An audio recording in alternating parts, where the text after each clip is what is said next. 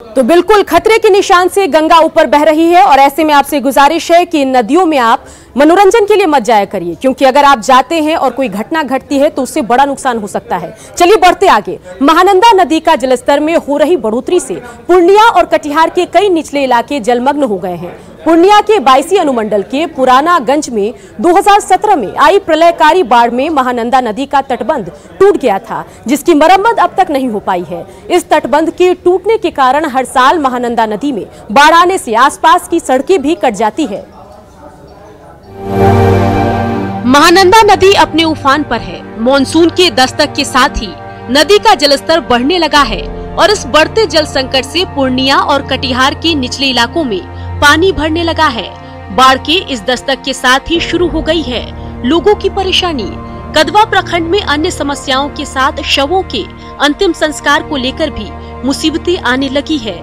मुक्तिधाम की घोषणा के बावजूद कदवा प्रखंड में शवदाह की कोई व्यवस्था नहीं होने के कारण लोग सड़क किनारे अंत्येष्टि करने को मजबूर हैं। सामान्य दिनों में लोग नदी किनारे अंत्येष्टि कर लेते हैं, लेकिन इन दिनों निचले इलाके पूरी तरह जलमग्न हैं। शमशान के लिए बहुत परेशानी ज्यादा है। जिनको जो हुआ तो कोई पानी में डाल देता है, कोई यही सूखा मिला तो वहीं जला दिए। जहाँ लाहौर जलाते थे में थोड़ा सा जमीन सरकारी था, यहाँ भी अभी जान पानी है, इसलिए दिक्कत से हम लोग यहाँ शमशान यहीं पर जलाए हैं। पूर्णिया के बायसी अनुमंडल के पुरानागंज में 2017 में आई बाढ़ में महानंदा नदी का तटबंध टूट गया था, लेकिन आज तक उसकी मरम्मत नहीं हो पाई है। इस तटबंध के टूटने से हर साल महानंदा नदी में बाढ़ आने पर आसपास की सड़कें कट जाती है और कई पंचायतों में पानी घुस जाता है। और इस संबंध में बायसी के विधायक की माने तो कोरोना के चलते पुल का काम नहीं हो पाया। कई जगह का तो टेंडर भी हो चुका है। जो योजना सैंक्शन हुआ था महानंदा का कनकई का, उसमें टेंडर डाला, 15 दिन का शॉर्ट नोटिस में टेंडर हुआ था लॉकडाउन के चलते। लॉकडाउन नहीं होता तो सभी काम हो जाता।